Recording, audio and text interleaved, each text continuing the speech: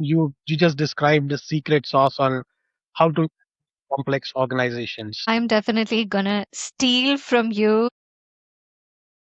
Everyone, welcome to yet another episode of Middle Manager Mastery Podcast with your host, me, Shruti.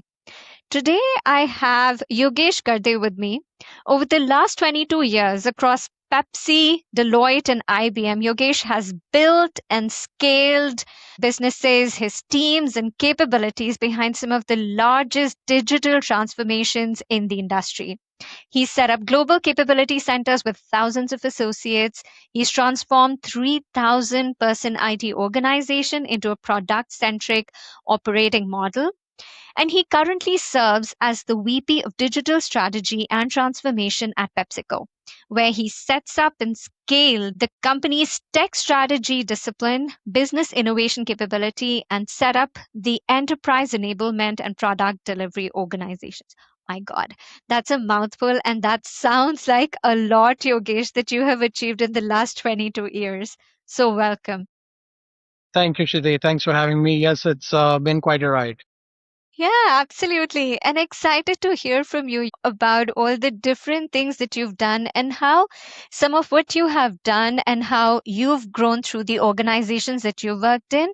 We can take away some nuggets of wisdom that people could use for their own journeys and transformations. Amazing. So let's get started. The first thing that I would love to discuss with you is basically around strategic thinking. Now, when we think about it, and especially when we think about it from a middle manager's perspective, a lot of middle managers are really head down executing, and they're great at it, no doubts at all. But that's exactly what kind of blocks their growth upwards. Because when you're in that strategic layer, you need to be able to think more strategically. So tell me, was there a moment in your career when you realized that you had to make that shift? What triggered it and what did you learn from it?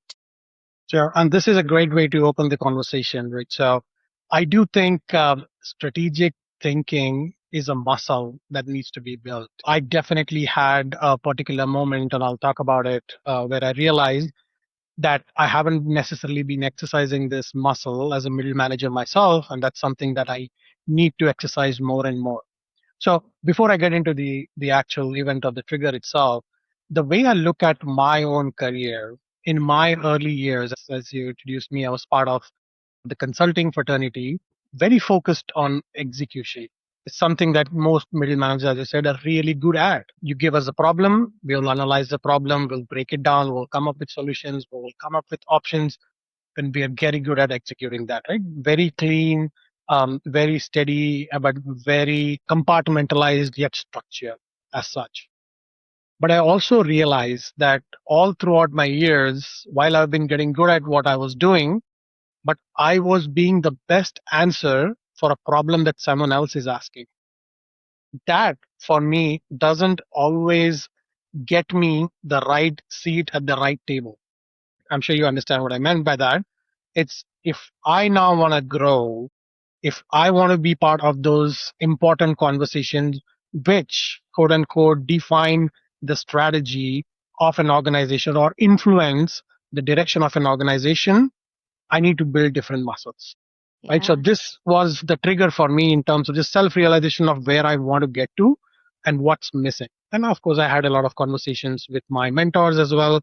And a lot of messages resonated with the same approach as well. The trigger or the opportunity came in when I took up the role at PepsiCo. I moved away from consulting into industry.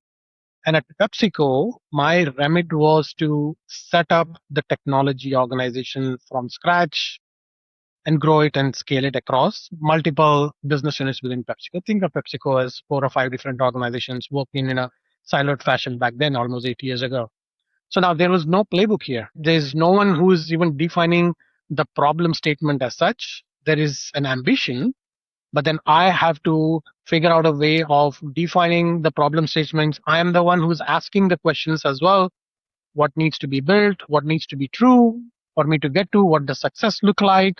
And how do I go about it? A lot of it is also Mhm. trial and method, right? So this was a great example where I had to move away from just being someone who's great at execution, but now someone who can define a problem figure out the constraints, the options, the puts and takes, game theory, how we go about building something from scratch as well, and then start having the right conversations. Right? So I think that probably is my takeaway. And I also see a lot of middle managers, in my team, or those who I've worked with. We often, as a middle manager, don't get the opportunities to execute this muscle or build this muscle as well. Right? So Hmm. my recommendation to any middle manager who may be listening or those who are stepping into these shoes is to try and find such opportunities.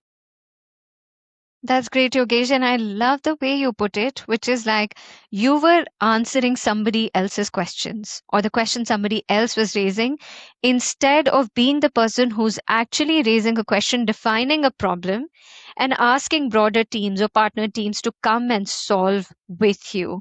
That's such a great reframe.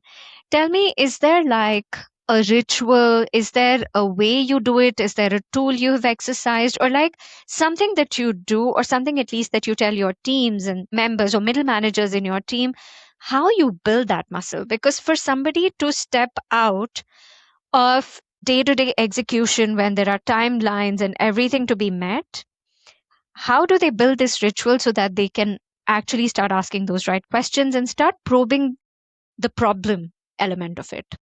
Yeah. And this is a real issue as well. I like the way you framed this question as well. Um, Given that we all have our day jobs, right? There are certain objectives, areas we all sign up to. It often makes us extremely myopic in terms of executing against our day jobs as well. Right. So, as I said, it becomes a muscle that needs to be trained. So, again, I have tried multiple things over the last 2 decades. And what I could share then on my approach and what I also recommend to my teams is before I commit to any initiative, I would love to sit down and with my team, or if it's just by myself, and try and define if I or if we do this the right way, what does success look like in 12 months? Can I Hmm. define that success? What is the impact that this particular initiative or work element helps the organization in terms of moving the needle for the organization? And the second question that I often ask myself or my team is, do people above me care about this enough? Does Hmm. it matter to them? Does it make their life easier or does it make their life uncomfortable if we don't do this right? And even an honest answer could be no to either of those questions, and that's okay. I would still do it because there may still be value in doing that for the organization. But at least at that point, I know what I am doing is tactical and not necessarily strategic. I Hmm. would understand what altitude we are working at, what Hmm. initiative we're doing impacts what piece. That's extremely important. And then the second thing that I often personally make sure that I spend time doing this before I start any initiative, or even if I'm within an initiative, is can I summarize what I am doing in one sentence to the CFO of that organization? And I'm very particular about Okay. CFOs because, yes, you would always have conversations with a lot of CXOs. We talk about elevator pitches and everything has value in it. But CFOs are very unique, right? They always work in black and white. Right? In my experience, there are only two business models at any organization. You're either making money or you're saving money, right? So a CFO Yes. would understand that. So if I can explain what I'm trying to do or what the objective is in one sentence and I get a nod from CFO, that would mean that one, I'm doing the right thing. I'm cutting through a lot of ambiguity and the initiative that I am undertaking or taking responsibility for is at the right altitude. Right. So some of these are few things that I have gained over a period of time. Again, this is a lot of scar tissue that sits behind things which haven't worked well, but then these are some of the learnings as well. Right? So I'm sure there are multiple other tools, frameworks, shortcuts, or a rule of thumb, as you will, but these are a couple ones that have been extremely helpful and successful for me personally. Absolutely, Yogesh. And I can almost thread through some of the things that keep coming up, like clarity. So, the way you put it as your first point, which was clearly define the success metrics. What would success look like? And the more clear you are about that and how visible it is, it's easier to transparently communicate that across all the partner teams as well. So, in my head, what you're seeing is also cutting through how do you influence your partner teams. It's also cutting through how do you make sure that things go on track and everybody is aligned to the same objective areas. So I think that's such an important one, the very first one that you brought up. The second one that you brought up, I really liked it, that it may or may not always be on the radar of your leadership. It may not be the thing that's keeping them awake, and that's still okay. You just know that now you're doing something tactical. Probe that a little bit further, because and I have heard both sides and experienced both sides as well, right? Because when you're in the starting stages of being a middle manager, the people who are giving you a go ahead on what you're trying to do are not necessarily all the way you're like the CXO level of your leadership if it's a larger organization. And so in those cases, how do you truly distinguish between a manager who's not able to assess strategic thinking while you are able to do it versus actually that's not strategic and it's tactical? Do you have something that you have used Sure. or any scar tissues that you Sure. can talk Yes. Yeah, about there? absolutely. Again, a great conversation topic and very important for all of us to understand as well, regardless of what level you operate at, regardless of what industry you're operating at, or what individual role that you're operating at. So this, I'm going to give credit to one of my mentors who hired me into a particular role at PepsiCo. She came from the tech industry, and then she institutionalized a framework or a way of thinking of OKRs, objectives and key Yeah. results. And Yeah. it's very simple to understand if you know how to apply it the right way. And this is what now I absolutely advocate to not just my teams, but the teams that I work with, the business stakeholders, the technology stakeholders, even our external partners that we work with. The way to ensure that we take out as much subjectivity out of any initiative or any investment is to ensure that we have what, quote unquote, in simple words, a business plan associated with anything. So what I encourage my teams is, either we are going through an AOP exercise, or we are going through a prioritization exercise, or we are starting an implementation of a digital transformation program as such. Again, quantify the business outcome, not Hmm. the activities, but the business outcomes of what we're trying to get to. Once they have been quantified, then can we align them to two or three business objectives of an organization? Now we look at PepsiCo. PepsiCo has multiple business units, hundreds, if not thousands, of transformation initiatives going on the same point. So every initiative should be able to tie to the two or three big business objectives or OKRs.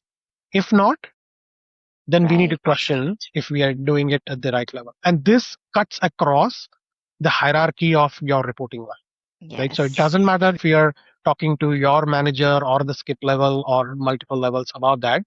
If either one within the chain is not necessarily able to quantify and link your outcomes to the business objectives, then this needs to be paused and to be evaluated as well, right?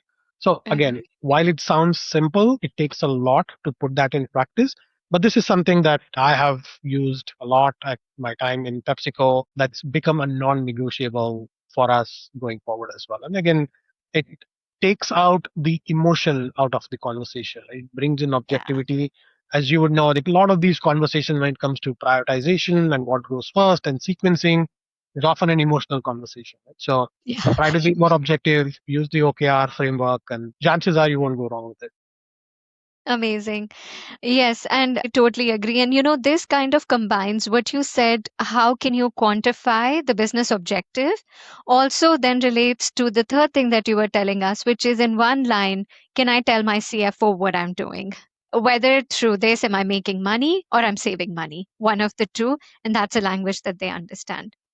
I want to share something here, and especially to the thing that you said right at the end, which is a lot of these prioritization discussions. In fact, a lot of discussions in organizations are very emotionally driven.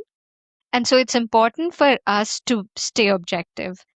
I would like to add another element to it because I also talk a lot about emotional intelligence. And I almost like to say that sometimes just the data may or may not be enough. Because what you then need is you need to understand that fine, this is an organizational priority, this is what you want to drive, but they may also be working on something which is an organizational priority, may not be yours. So you got to speak their language. Pulling the thread from what you said for a CFO, it's actually valid across all. Speak your stakeholders' language, and that will automatically generate a lot more cohesiveness in working, I would say. So I would almost say that use the data as the bedrock, but put emotional intelligence on top to just make it easier and more cohesive to work with people. What do you think about that? I absolutely love that. So that you just described the secret sauce on how to complex organizations. And it's true, right? So some of this has been steep learning on my part as well.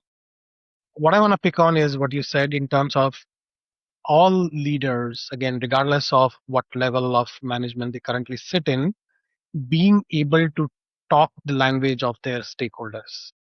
Yeah. And there are very good lot of examples. As a consultant, we are very data driven. Like everything has to be quantified by data, supported by data, and then but you can get data to say whatever story that you need. Yes. But being able to talk the language of the business stakeholders then becomes the criteria for your conversation to have the right outcome. Like people always talk to me about, well, in a matrixed organization, how do you influence without authority? Right. So for me, I've always told them you drive influence through credibility and access. Right. So credibility is the most important part where you are going to show that you're credible enough, you're valuable enough for their time, but you also understand their business. We're talking to a sales leader. You need to understand what the sales terminologies, taxonomy, and the business metrics are, what keeps them up at night. If you're talking to a supply chain leader, then you need to understand what the puts and takes in supply chain are. Same with a CFO or a CMO.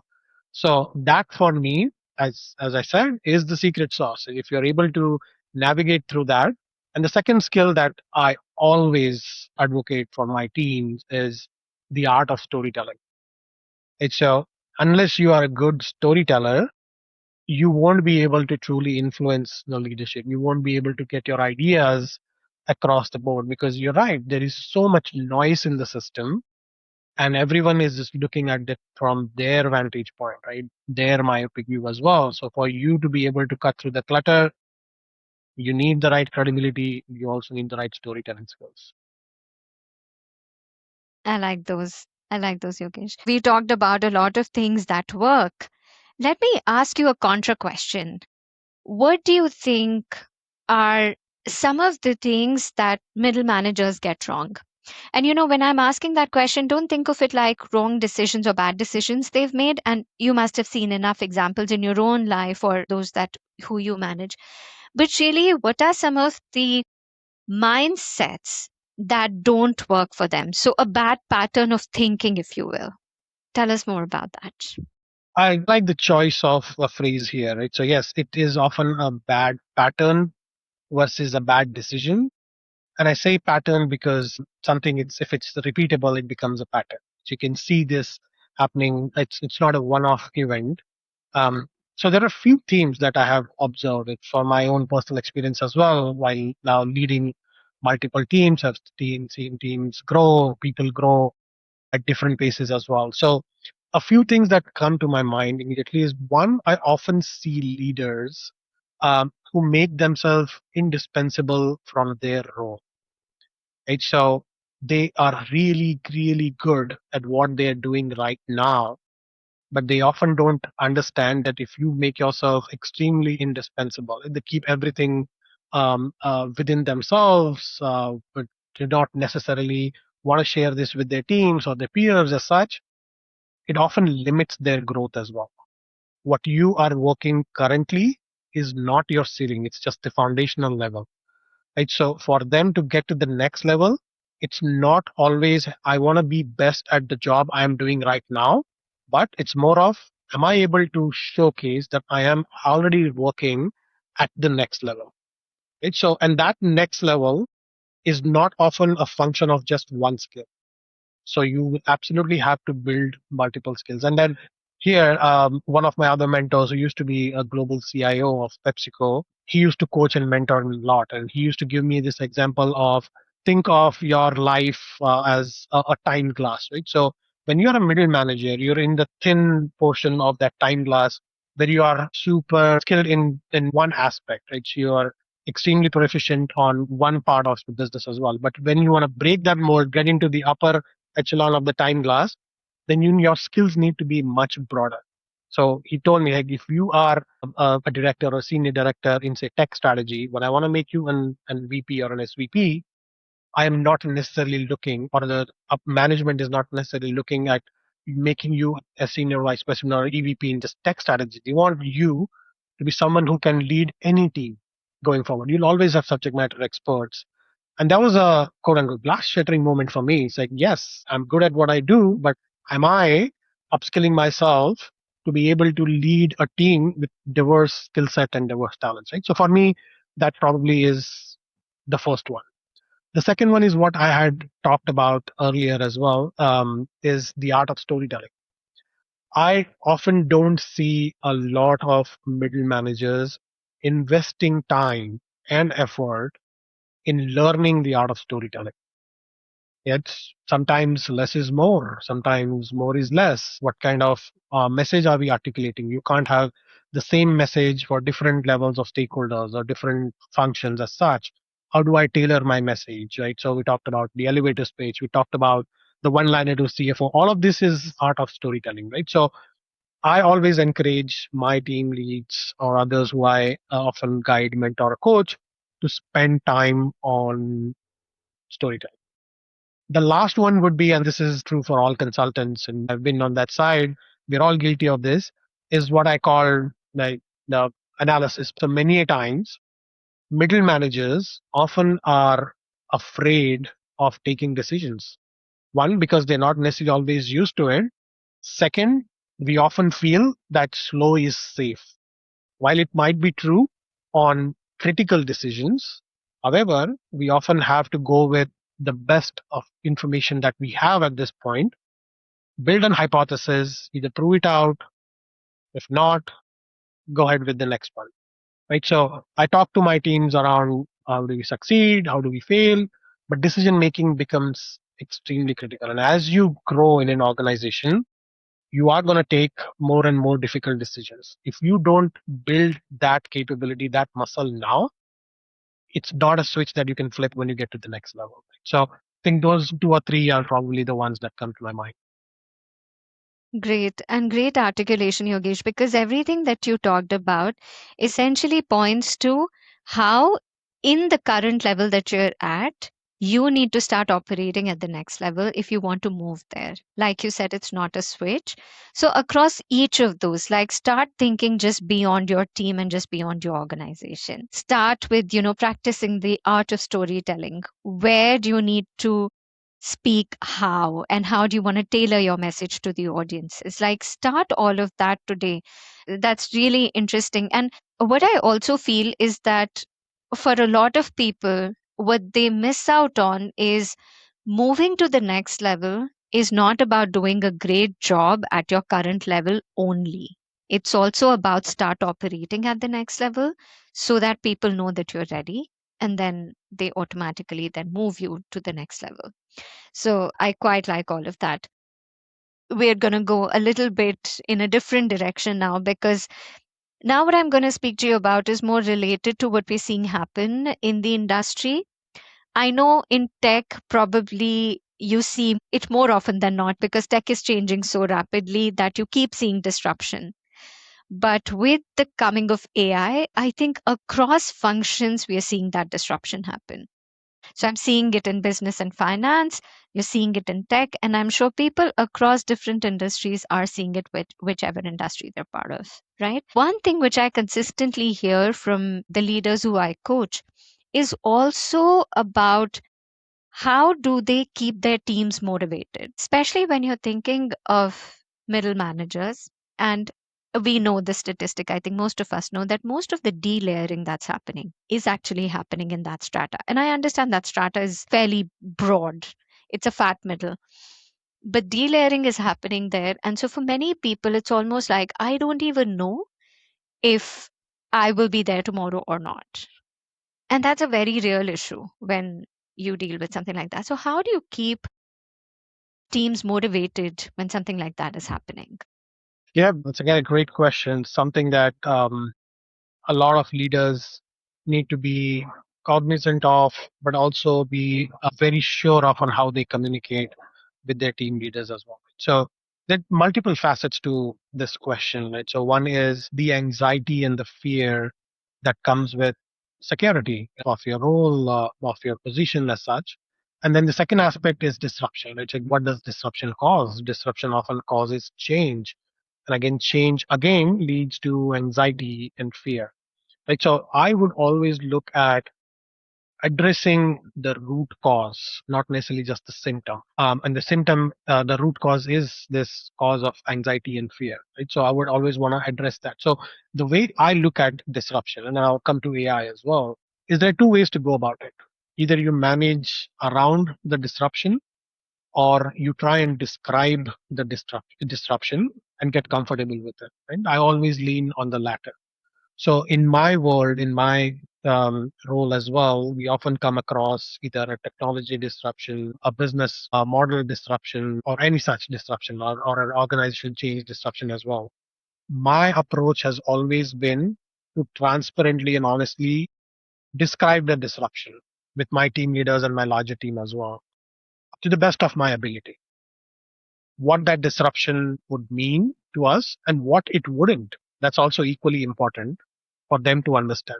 What I have seen, Shruti, is teams often disengaged from anxiety or the lack of clarity versus if they know that hey, things are going to get tough, but I know exactly what's going to get tough and why, they're still very engaged and very motivated as well. The second part is the change part. Right? So once we understand the anxiety and the fear, we take elements of it away and we are able to describe what's going to change from the disruption, then often it's an imperative for me to make my team or the stakeholders who are going to get impacted by change be part of describing that change as well. I have often seen that teams and leaders specifically embrace or adopt the change much better if they are part of defining what the solution is versus just the solution being given to them. Then there'll always be resistance. If they feel that they are invested in defining what changes next, for example, when we were building a global operating delivery model for a product organization, which our organization didn't have the capability or the muscle for, I made sure that it wasn't a one person job to define. Yes, there was always references to what I had seen during my consulting days as well, but that's just the starting point. I brought my team, my global leaders, my peers in for a whiteboarding session or a brainstorming session to help define that global operating model. Now we have a very successful global operating model that's spread across multiple countries, but that's because everyone feels that they had their thumbprint in defining that operating model as well. So, and then the third part is we often talk about innovation, right? So even when the disruption is going on, or we anticipate, or we are the ones who are going to cause disruption. But there's again an element of would I be judged if this innovation doesn't work? So I make sure that I differentiate between experimenting and evaluation. And so that's very important for the teams to understand as well, because then they need to have that psychological safety as well of if I'm going to be impacted by this disruption or I'm going to cause this disruption, I'm not getting evaluated on the outcome, but the process itself. Right? So I think that's important for the teams to understand as well. And even with AI, I do feel that there are different narratives of AI. AI is going to be everywhere for sure, but how many of us can truly describe AI and what it truly brings to the table as well, right? So in our team, in our all the engagements, we adopt AI mercilessly. Right? I mean, that's become a non-negotiable as such. But before we do that, again, we go back to defining what this is going to disrupt. How is it going to benefit us versus not? And then you see that the engagement level of the teams and not just the team leaders is at a much higher level. Some really great points right there, Yogesh. Especially, I love the thumbprint part that when you make them owners of defining how are we addressing the change, they all embrace it, and they all own whatever you're building, whether it's something like embracing the change or even you're setting up a new process, like you talked about a global operating model. I think that's so true because the moment people start feeling like they're part of the solution, they stop worrying about the problem so much. So I quite like that piece. And of course, the other two parts as well, like you talked about, like clarify it and make it transparent so that it's not this, because we all have a fear of unknown. So once we know the issue or the danger or the problem, I think it's so much easier to not feel anxious about it. So I think that as a leader is something that all leaders should do, irrespective of the level within the organization. One thing which I want to take up with you, and because we talked about AI, and that I see happen a lot, and I've been contemplating this for myself as well. So I'll tell you very recently, how we use. So we have our own internal tools as well, and how many of us use Claude and Chat GPT and whatnots, right? So I was just thinking it's become so much easier to just feed your ideas and let AI do all the writing, for instance, right? Sometimes people also probably just give a starter and let AI do the thinking too. And I'm just getting a little bit concerned about what are we really doing with our creativity if we are outsourcing so much of problem solving to AI today. And I don't know if that is something that you see in your day to day work or in your day to day life, but I'm just starting to contemplate that a little bit. And I know it's not necessarily specific to middle managers, but I think in general, I'm thinking to myself, are we investing enough time in ensuring our creativity remains intact and our problem solving capabilities remain intact when we have this whole deluge of AI? Just happy to hear your thoughts. I know it's Yeah. a very random question. No, but that's the talk of the town, right? So every water cooler conversation is, hi, and hey, have you used this tool? And have you used that tool? And how is it making life easier? Or do you understand the benefits? It was an interesting study which was done. And again, it's not just, I'm not talking about my organization, but across the board as well. Many organizations have invested so much in many tools. And there was a study done on how employees are using their licenses, be it Copilot or Claude or whatever it be. And I don't necessarily remember the right number, but it was something in high 70s or probably 80% of the utility was, can you help clean up the email that I'm trying to write? That's pretty much it, right? So yes, you have a very powerful tool, but then you're using it for writing emails and cleaning up emails, which can be important for sure. I'm not discounting the importance of that as well. But I think the power of the utility of a tool is also based on how it is being used and in what context as well. When I have conversations with my teams as well, and this becomes a weekly conversation in our leadership meetings as well, we often look at our roles that we are executing as well. And that's my takeaway for now, right? So I do think that organizations who will succeed with AI are not necessarily the organizations with the best AI tools, but those organizations are one which have a workforce who understands how to use the AI tools that are available.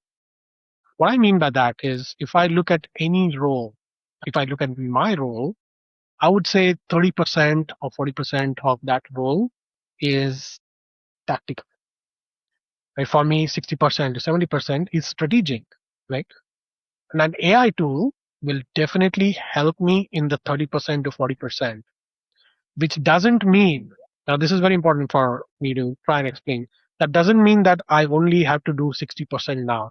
What it means is my 60% is now my 100% of my day.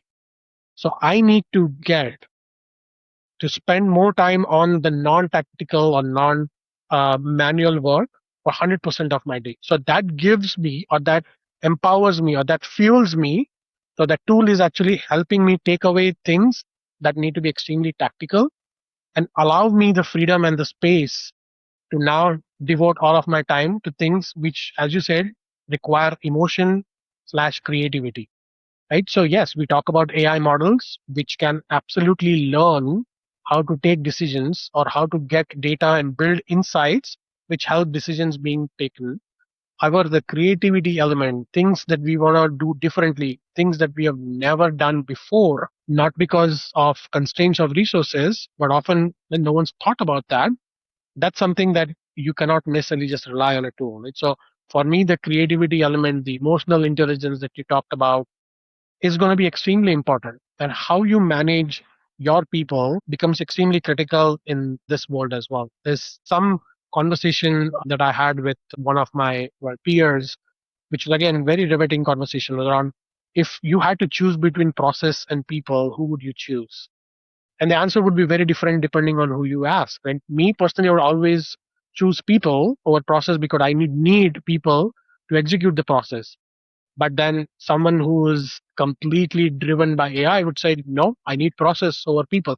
I don't think there's a right answer here as well, but it depends again on who the leader is and what the context is as well. Right? So given that, I again go back to my view or my notion is AI is definitely here to stay, but it's going to actually empower us to focus on things that matter most and give our 100% of time dedicated to that, take away things that actually drain our productivity or efficiency.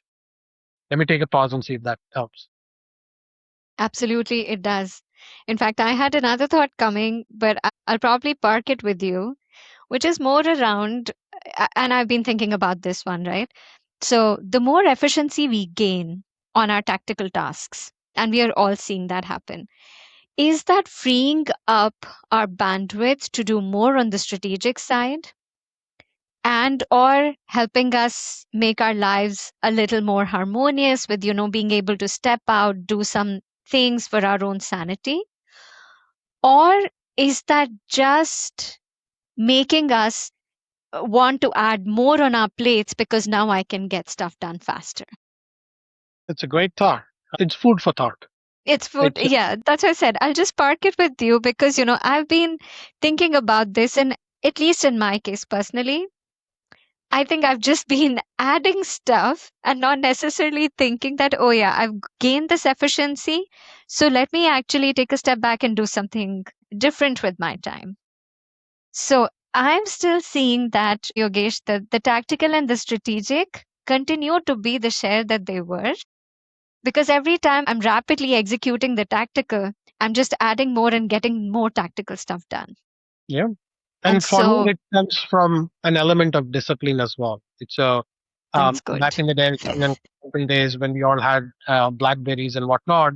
There was this phrase of you get consumed by the green light on the blackberry, right? So you can never disconnect as long as that light is blinking. So it comes from a little bit of discipline as well. It's like, hey, I need to have certain amount of balance between my work life and the personal life, and Yep. no one can really teach you that, right? So you learn No. it over a period of time, and it also depends on the stage of life you are in, what things you have attached to your personal life as well. So you're right. Technology can either help you free up more time to do things which are again important. Again, those things would help you grow as an individual, as a leader as well. Or you can use the technology and say, no, I want to get more done because I'm chasing some imaginary targets that I have set up for myself, and all the power to those people who want to chase those ambitions as well.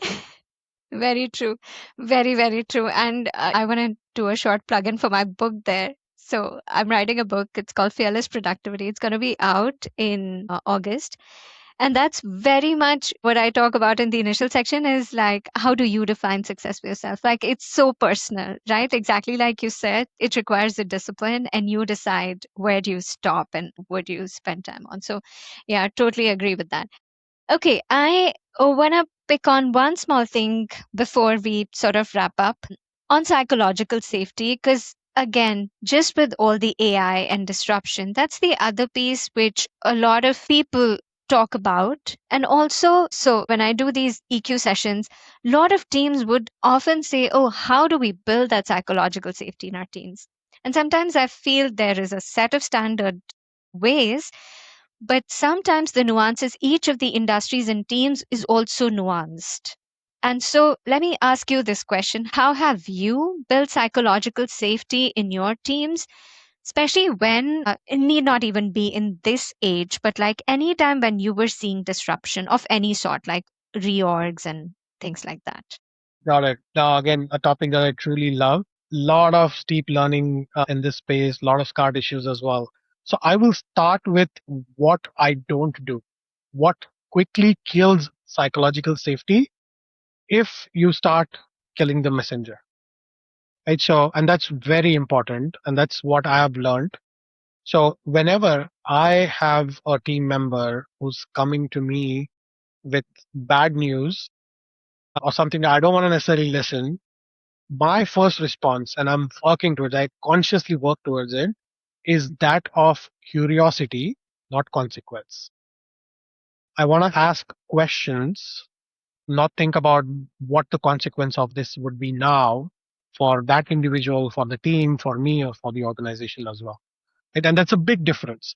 And the second most important thing that I have learned is that using the right language, words matter. So let me take an example. So there was someone who came to me a few days ago saying, "Oh, this is the decision that I had taken, and this is not going well." So again, as I said, I want to start with curiosity, but the language that I'm going to use is, okay, what did we miss? Not what did you miss? And so as soon as I say what did we miss, that individual quickly realizes this is a safe space. Like my leader or my skip level is going to ensure that it's a collective success slash failure or whatever the consequence would be. Right. So that one little small tweak in the way I handle that conversation, I've seen completely changing the conversation thereon. Right. So be curious. Don't worry about the consequence. Once you get to the curiosity part, that you ask the right questions, then we talk about, well, what does it mean? And what's, as we call in our world, like paths to green, what's the PTG to it? Okay, what can be done? The other part that I think has always allowed me to provide the psychological safety for my teams is this approach of celebrating failures. And I feel that it's cliche everywhere. Everyone says, oh, let's just celebrate failures as well. But what do we even mean by that? And everyone celebrates success and whatnot. We used to have a notion of fail fast. So yeah, everyone talks about, oh, fail fast, move on, and so on. But over a period of time, now I have evolved to a philosophy of not fail fast, but fail better.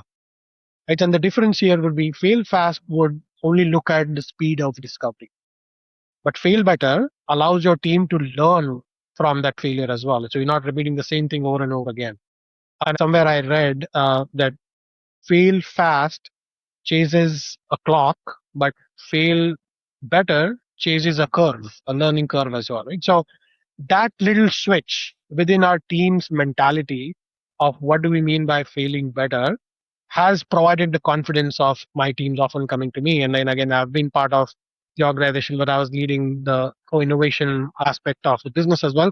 So it was extremely important, right? So again, these elements of how you define your team's culture and thinking, and as a leader, how you respond to a difficult situation, the words that you choose provides the right level of psychological safety, in my opinion. I'm definitely gonna steal from you. Fail fast chases a clock, and fail better chases a learning curve. That's such a brilliant, brilliant reframe, Yogesh. I appreciate All right, so I know we're at time, so I'm just gonna ask you one last question. For everybody who's listening in or who might listen to this episode, if there was one thing you would love them to take away, what would that be? I don't know if I can nail it down to one I know, thing, but let tough me one. let me again, yeah, probably top two or three themes Hmm. again, right? So for any middle manager who's listening to this podcast, I would say the first thing is again, if you're excellent at your existing job, do not think of it as your ceiling. Think of it as at a foundational level, which you will utilize to get to the next level. Be ready for the next level and showcase that you're ready for the next level. The second part is again, be curious. Be curious on what's going around the organization, not just your team, not just your area of influence. Um, Someone once told me you cannot connect the dots that you cannot see. So be curious, learn about adjacent functions, adjacent businesses, trends that matter to your industry, to your function, to your way of thinking as well. And then third is as you grow, as you get into the next level, into the executive level, your life would revolve around how you manage people. Right. So build that muscle. You may be a technical fellow, a technical expert. You may be a functional leader as well. But be engaged around your people, because that's going to be your day job going forward. Right. So a combination of these skills will hopefully get you to the next level and the next level. Thank you so much, Yogesh, for your time and these amazing nuggets of wisdom. Thanks again. It was a pleasure. Thanks for having me.